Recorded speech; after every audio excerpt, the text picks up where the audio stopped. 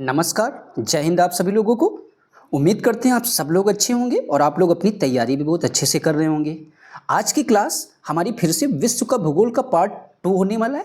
इससे पहले हमने आपको एक क्लास प्रोवाइड करा दी है। आज की क्लास को स्टार्ट करने से पहले हम आप लोगों से कुछ बातें कहना चाहेंगे। जैसे कि हमने आपको संपूर्ण पॉलिटी के आज मैराथन प्रोवाइड करा दिए, तो जो भी छात्र इस वीडियो के माध्यम से नए जुड़े हों तो ज़रूर आप उस सेशन को देखिए जाकर। वहाँ से आपको एक आइडिया लग जाएगा कि किस तरीके के क्वेश्चंस आपके पॉलिटी में पूछे जाते हैं और लगभग क्वेश्चन आपको उसी क्लास से देखने को मिलेंगे। ज़रूर आप लोग टाइम निकालकर उस सेशन को अच्छे से देखिए और सेशन को लाइक भी करिए और वीडियो को शेयर भी ज़रूर कर देना, क्योंकि थोड़ा हेल्थ प्रॉब्लम होते हुए भी हमने आप लोगों के लिए मैराथन बनाई है वो, तो ज़रूर आप लोग इतना ज़रूर कर देना हमारे लिए। बस चलिए आज की क्लास को हम लोग स्टार्ट करते हैं। आज की क्लास को स्टार्ट करने से पहले हमने आपसे उस दिन एक क्वेश्चन पूछा था, उसका जवाब, क्योंकि इसका एक्सप्लेन देखना जरूरी है, क्योंकि यहाँ से आपके और क्वेश्चंस बन सकते हैं।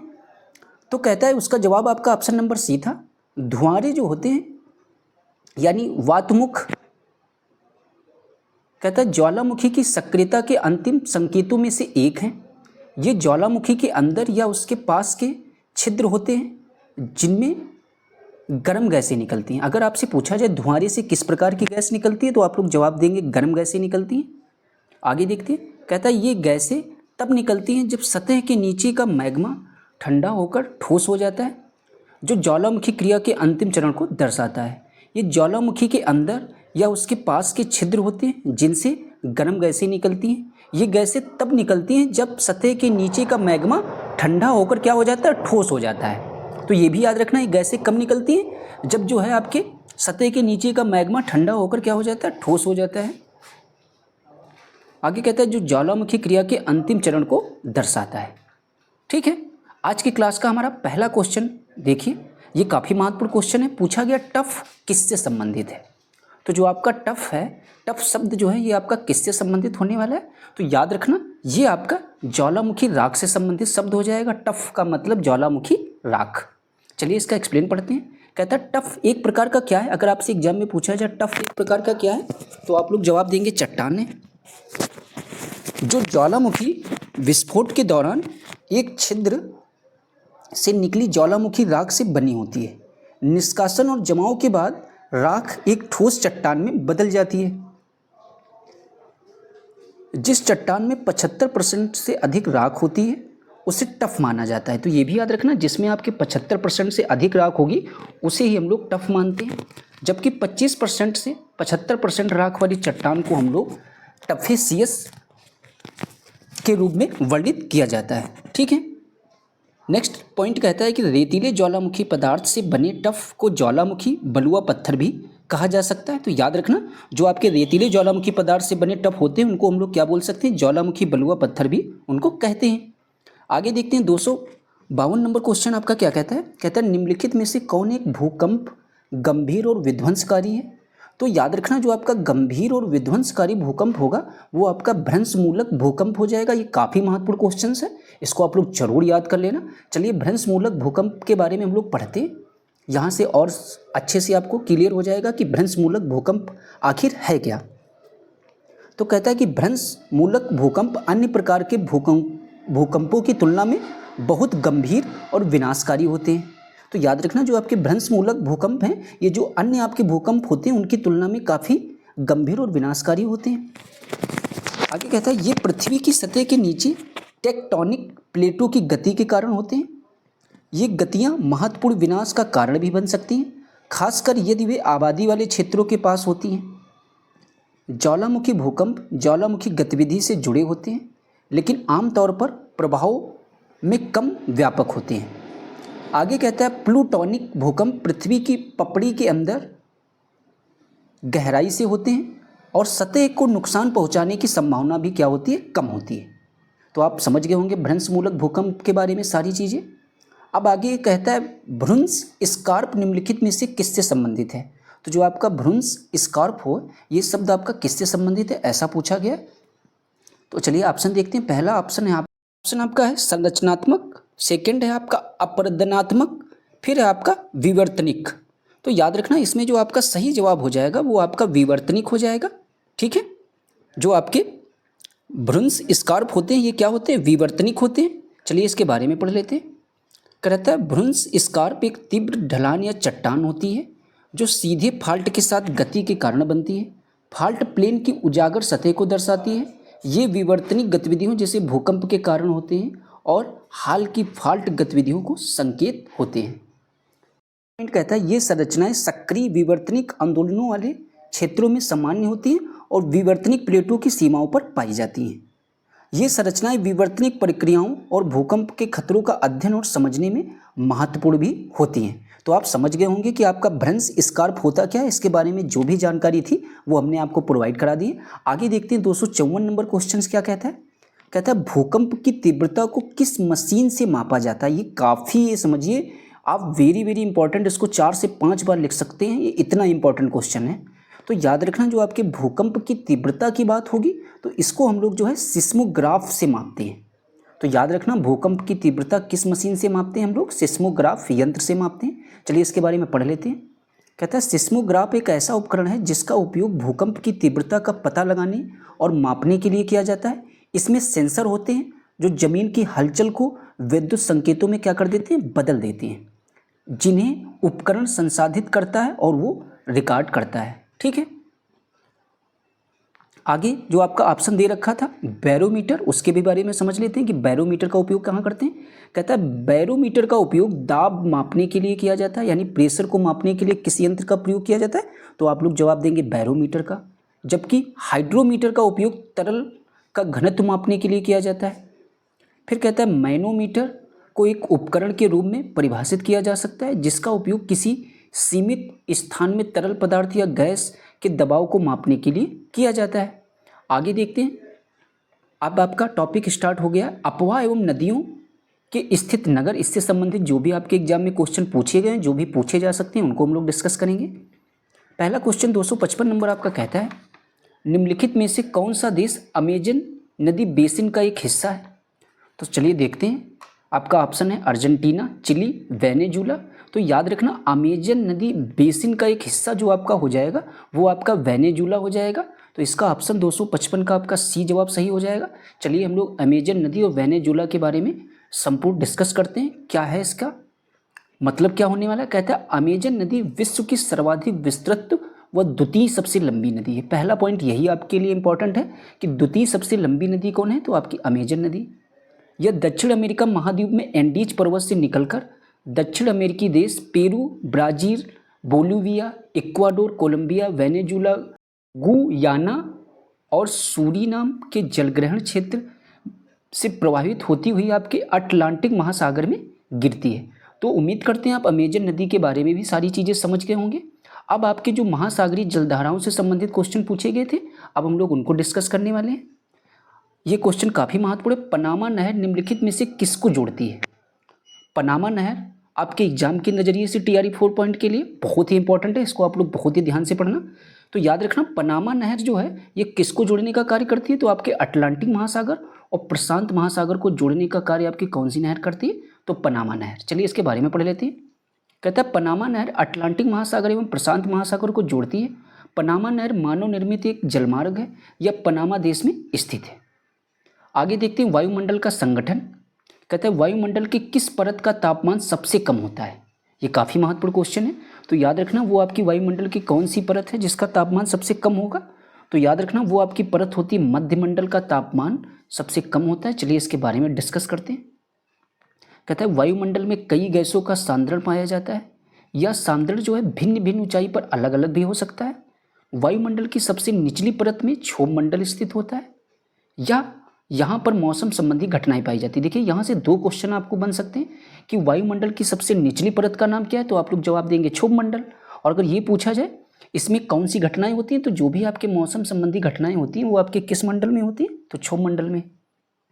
आगे देखते हैं। कहता है यहाँ पर आगे कहता है कि इसका तापमान लगभग 58 डिग्री सेल्सियस होता है, जबकि समताप मंडल क्षोभ मंडल से ऊपर लगभग 10 से 15 किमी तक फैला है या फैली है। अगर आपसे पूछा जाए कि समताप मंडल क्षोभ मंडल से ऊपर कितना फैला हुआ है, तो आप लोग बोलेंगे 10 से 50 किलोमीटर तक फैला हुआ है।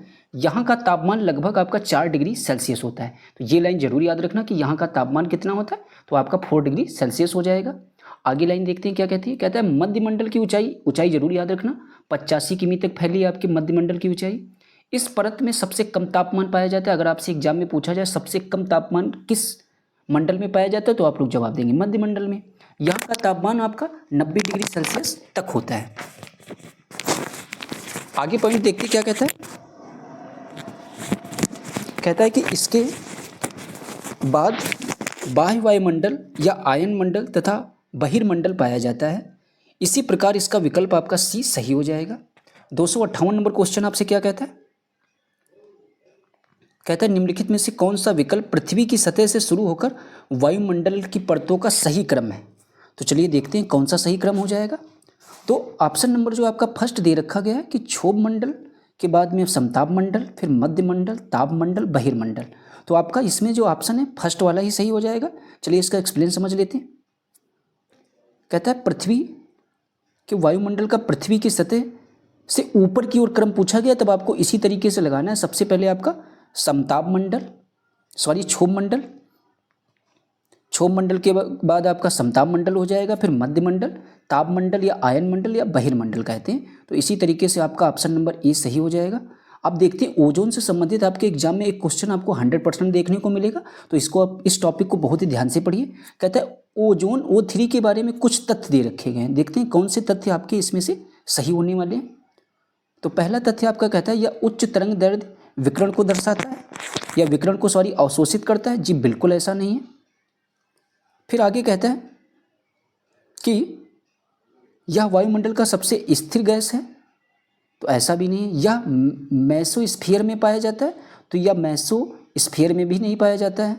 तो यहाँ पर इसका जवाब हो जाएगा इनमें से कोई नहीं। तो चलिए देखते हैं ओजोन आखिर है क्या। तो सबसे पहला पॉइंट आपको ये पता होना चाहिए कि ओजोन आपके 3 ऑक्सीजन परमाणुओं से बना एक अणु है और यह पृथ्वी के ऊपरी वायुमंडल और निचले वायुमंडल दोनों में पाया जाता है। ओजोन उच्च तरंग दैर्ध्य विकिरण नहीं है बल्कि कम तरंग दैर्ध्य का विकिरण है। तो ये भी याद रखना, ओजोन जो है आपका उच्च तरंग दैर्ध्य वाला विकिरण नहीं है बल्कि एक कम तरंग दैर्ध्य वाला विकिरण है। आगे कहता है यूवी विकिरण विशेष रूप से यूवी बी और यूवी सी को अवशोषित करता है। ओजोन नाइट्रोजन और ऑक्सीजन जैसी अन्य वायुमंडलीय गैसों की तुलना में अपेक्षाकृत अस्थिर अणु भी है। तो ये भी आप लोग समझ गए होंगे। 260 नंबर क्वेश्चन देखते हैं वायुमंडल की किस परत में हवाई जहाज हम लोग उड़ाते हैं। तो याद रखना वह कौन सी वायुमंडल की परत है जिसमें आपके हवाई जहाज उड़ते हैं। तो याद रखना वो आपके समताप मंडल में आपके हवाई जहाज उड़ते हैं। तो याद रखना समताप मंडल से देखिए जब आपका समान ताप जहाँ पर पाया जाएगा वहीं पर तो आपके हवाई जहाज उड़ सकते हैं, वरना अगर तापमान समान नहीं होगा तो वहाँ पर उड़ने में दिक्कत होगी। तो इसीलिए आप इसको इससे रिलेट करके याद रखना हवाई जहाज मतलब समताप मंडल। चलिए इसका एक्सप्लेन पढ़ते हैं। कहता है यह क्षोभ मंडल के ऊपर स्थित है, कौन आपका समताप मंडल। यह 50 किमी की ऊंचाई तक फैला हुआ है। यह परत बादलों और संबंध मौसम की घटनाओं से लगभग मुक्त है जो हवाई जहाज की उड़ान के लिए परिस्थितियों के सबसे आदर्श बनाती है। इसमें ओजोन गैस की परत भी होती है जो हमें सूर्य की किरणों के हानिकारक प्रभाव से भी बचाती है। तो आप उम्मीद करते हैं समताप मंडल के बारे में सारी महत्वपूर्ण जानकारी समझ गए होंगे। आगे देखते हैं 261 नंबर क्वेश्चन आपका क्या कहता है। कहता है कि वायु में ऑक्सीजन का प्रतिशत कितना होता है। तो ये आप इसका जवाब आसानी से दे सकते हैं। तो वायु में ऑक्सीजन का प्रतिशत आपका 21% होता है। चलिए देखते हैं। कहता है वायु कई गैसों का मिश्रण है। उदाहरण के लिए जैसे nitrogen, oxygen, carbon dioxide, helium, argon आदि, ये सब सारी गैसें क्या हैं आपके वायु के गैसों का मिश्रण हो जाएंगी, जिसमें आपका नाइट्रोजन जरूर याद रखना 78% और ऑक्सीजन आपका 21%। वायुमंडल का बड़ा भाग इन्हीं से बना हुआ है। कार्बन डाइऑक्साइड, हीलियम, ओजोन और आर्गन और हाइड्रोजन कम मात्रा में पाए जाते हैं। हवा में धूल के छोटे कण भी मौजूद होते हैं। तो ये भी याद रखना हवा में जो आपके धूल के छोटे कण होते हैं वो भी मौजूद होते हैं। अब आपके वायुदाब, आर्द्रता और पवन और संचार तथा चक्रवात से संबंधित जो भी क्वेश्चन पूछे गए थे उनको डिस्कस करते हैं। कहते हैं निम्नलिखित में से कौन सा भूमध्य सागर से भारत के उत्तर पश्चिमी भाग की ओर चलता है। तो चलिए देखते हैं कौन सा भूमध्य सागर जो है आपके भारत के उत्तर पश्चिमी भाग की ओर चलता है। ये क्वेश्चन भी आपके लिए काफ़ी महत्वपूर्ण होने वाला है। तो चलिए इसको हम लोग समझते हैं। पहला ऑप्शन है आपका पश्चिमी विक्षोभ, काल बैसाखी या मानसून से पहले की वर्षा या उपयुक्त में से एक से अधिक।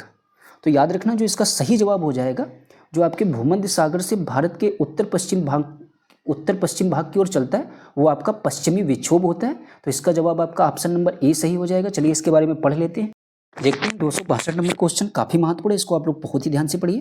कहता है निम्नलिखित में से कौन सा भूमध्य सागर से भारत के उत्तर पश्चिमी भाग की ओर चलता है या चलती है। तो याद रखना जो आपका पश्चिमी विक्षोभ होता है ये आपके भूमध्य सागर से भारत के उत्तर पश्चिमी भाग की ओर चलता है। कौन? आपका पश्चिमी विक्षोभ। चलिए इसके बारे में पढ़ लेते हैं। कहता है पश्चिमी विक्षोभ भूमध्य सागर से भारत के उत्तर पश्चिम भाग की ओर चलती है। पश्चिमी विक्षोभ को भूमध्य सागर से उत्पन्न होने वाले एक उष्णकटिबंधीय तूफान के रूप में भी चिन्हित किया जाता है, जो एक निम्न दबाव का क्षेत्र भी है तथा उत्तर पश्चिम भारत में अचानक वर्षा, बर्फबारी एवं कोहरे के लिए भी जिम्मेदार भी है। यह विक्षोभ अत्यधिक ऊंचाई और पूर्व की ओर चलने वाली वेस्टर्ली जेट धाराओं के साथ यात्रा करते हैं। तो ये क्वेश्चन भी आप समझ गए होंगे। अब आगे देखते हैं 263 नंबर क्वेश्चन आपका क्या कहता है। कहता है शीतकाल में उत्तर पश्चिम भारत में सक्रिय रहने वाले पश्चिमी विक्षोभ का उत्पत्ति स्थल आपका कौन सा हो जाएगा। तो याद रखना भारत में सक्रिय रहने वाले जो आपके पश्चिमी विक्षोभ हैं इनकी उत्पत्ति का जो स्थल हो जाएगा वो आपका पश्चिमी एशिया का भूमध्य सागरीय तटीय क्षेत्र हो जाएगा। तो इसका जवाब आपका ऑप्शन नंबर सी सही हो जाएगा। चलिए इसका एक्सप्लेन पढ़ते हैं। कहते हैं शीतकाल में उत्तर पश्चिम भारत में सक्रिय रहने वाले पश्चिमी विक्षोभ भूमध्य सागरीय क्षेत्र में उत्पन्न होने वाला एक तूफान है जो भारतीय उपमहाद्वीप के उत्तरी पश्चिमी भागों में शीत ऋतु में बारिश लाता है। पश्चिमी विक्षोभ भारतीय उपमहाद्वीप के निचले क्षेत्रों में हल्की सी मध्यम वर्षा और पहाड़ी क्षेत्रों में हिमपात लाने में क्या है आपका काफ़ी आवश्यक होता है। 264 नंबर क्वेश्चन आपका सूची 1 को सूची 2 से मिलाने वाले हैं, इनको हम लोग समझते हैं। तो सबसे पहले आपको सूची 1 दे रखी गई, सूची दूसरी इधर आपकी दे रखी गई है। तो चलिए इसको हम लोग देखते हैं। सबसे पहले आपका कहता है फोहन। तो फोहन का जो आपका संबंध हो जाएगा, फोहन जो होती है ये आपकी जो है गर्म स्थानीय हवाएं होती है। तो ए का आपका ऑप्शन नंबर 4 से मिलान हो जाएगा। फिर आपका कहता है चिनूक। तो चिनूक होता है ये आपका बर्फ खाने वाली हवा हो जाएगा। चिनूक को आप किससे मिलाएंगे? 3 से। क्या कहता है फिर मिस्ट्राल।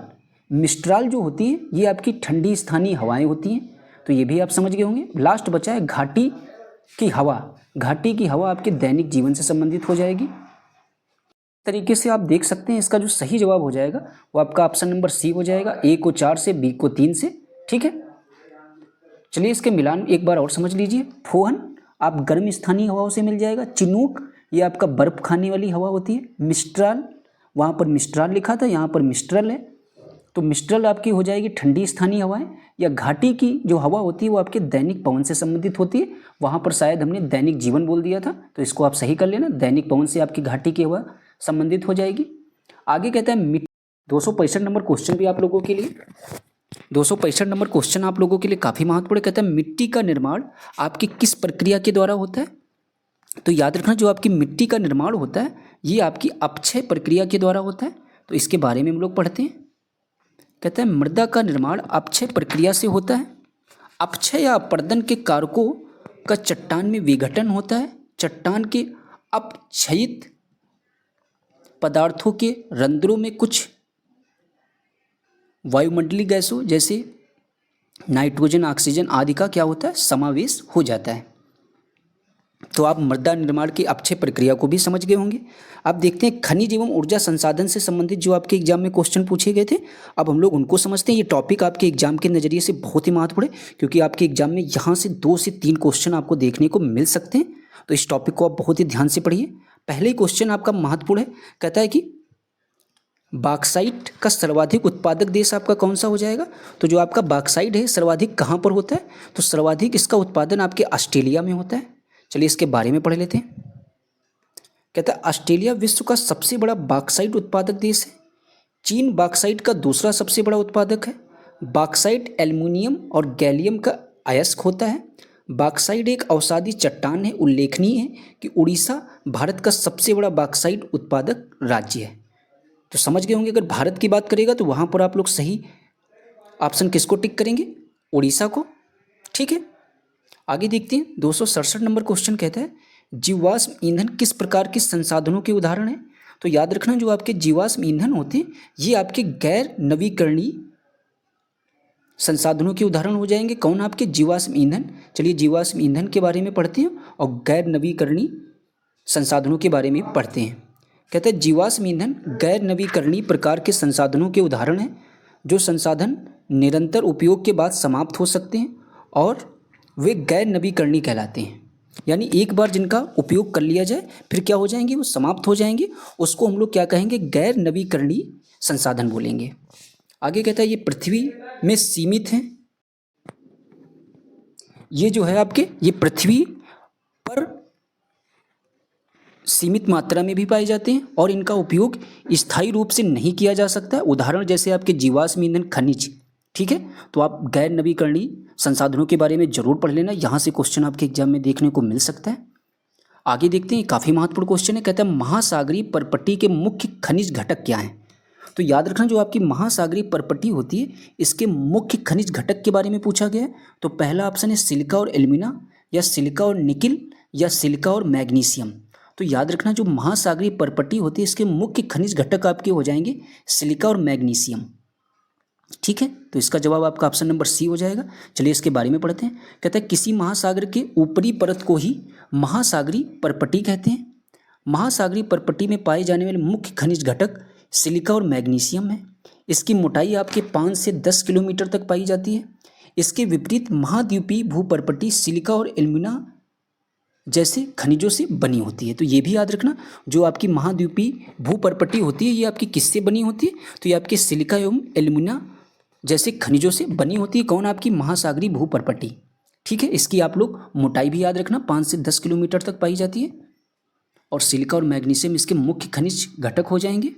आगे देखते हैं 269 नंबर क्वेश्चन भी आप लोगों के लिए बहुत ही महत्वपूर्ण है। कहता है कि बायोगैस के मुख्य घटक कौन कौन से हैं। तो बायोगैस के जो मुख्य घटक हैं आपसे ऐसा पूछा गया क्वेश्चन है। तो सबसे पहला ऑप्शन है आपका हाइड्रोजन सल्फाइड या मीथेन या हाइड्रोजन। तो याद रखना जो आपके बायोगैस के मुख्य घटक की श्रेणी में आएगा वो आपका मीथेन आएगा। तो इसीलिए इसका जवाब आपका ऑप्शन नंबर बी सही हो जाएगा। चलिए इसके बारे में पढ़ते हैं। कहता है बायोगैस मुख्य रूप से मीथेन से बनी होती है जो आमतौर पर गैस मिश्रण का लगभग 50 से 75% होती है। ये जो गैस का मिश्रण लगभग कितना होते हैं, 50 से 75% के बीच में होती है। बायोगैस ऑक्सीजन की अनुपस्थिति में सूक्ष्म जीवों द्वारा कार्बनिक पदार्थों के एनारोबिक पाचन के माध्यम से क्या होती है, उत्पन्न होती है। तो आप बायोगैस के बारे में भी समझ गए होंगे। 270 नंबर क्वेश्चन आपसे कहता है निम्नलिखित में से कौन नवीकरणीय ऊर्जा के स्रोत हैं।